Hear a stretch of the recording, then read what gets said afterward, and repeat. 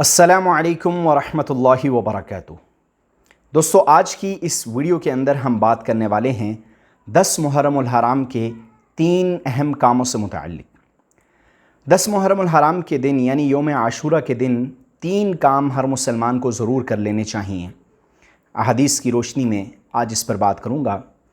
سب سے پہلا کام توبہ استغفار کی کثرت کیجیے، کیونکہ نبی کریم صلی اللہ علیہ وسلم کا فرمان ہے، ارشاد گرامی ہے کہ جو شخص 10 محرم الحرام کے دن توبہ کرے گا تو فرمایا کہ 10 محرم کا دن یہ اللہ کا مہینہ ہے، اور اس دن اللہ رب العزت نے ایک قوم بنی اسرائیل کی توبہ قبول فرمائی تھی، اور اسی طرح دوسری قوموں کی توبہ بھی اللہ نے 10 محرم کے دن قبول کی تھی۔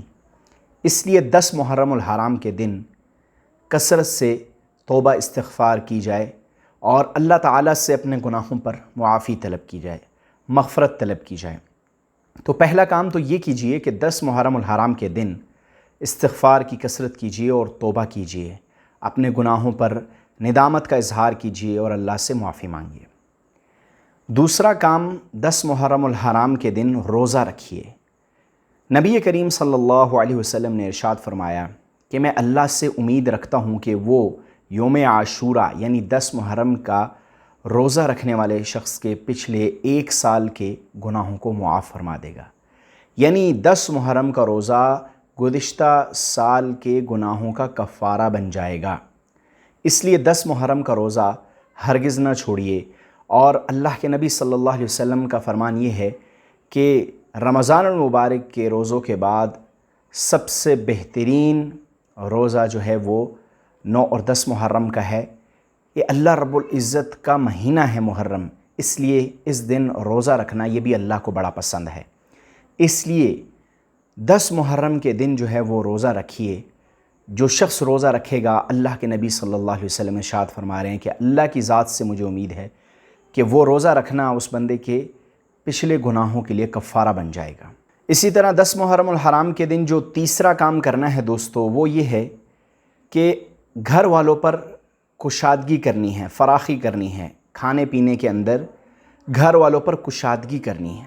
نبی کریم صلی اللہ علیہ وسلم نے ارشاد فرمایا کہ جو شخص یوم عاشورہ 10 محرم کے دن اپنے اہل و عیال پر کشادگی کرے گا، فراخی کرے گا کھانے پینے میں، اللہ تعالیٰ سارا سال اس کے رزق میں جو ہے وہ برکت پیدا فرما دیں گے، کشادگی پیدا فرما دیں گے۔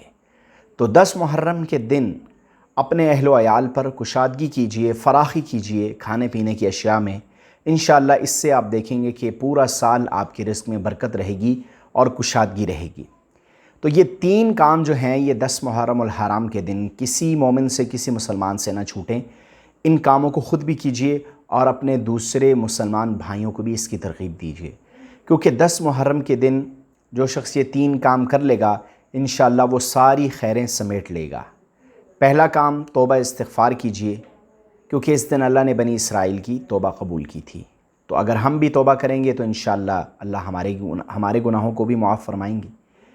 دوسرا کام جو ہے وہ روزہ رکھنا ہے 10 محرم کے دن، خود بھی رکھیے اور اپنے دوست احباب کو بھی اس کی ترغیب دیجیے۔ تیسرا کام جو ہے وہ اپنے اہل و عیال پر کشادگی کرنا کھانے پینے کی اشیاء میں، اس سے انشاءاللہ سارا سال رزق میں برکت رہے گی۔ تو امید کرتا ہوں ہماری آج کی یہ ویڈیو آپ کو پسند آئی ہوگی۔ ویڈیو پسند آئی ہے تو اس کو لائک کریں، چینل پر نئے ہیں تو چینل کو سبسکرائب کریں۔ ملتے ہیں اس طرح کی ایک اور انفارمیٹیو ویڈیو کے اندر۔ اللہ حافظ۔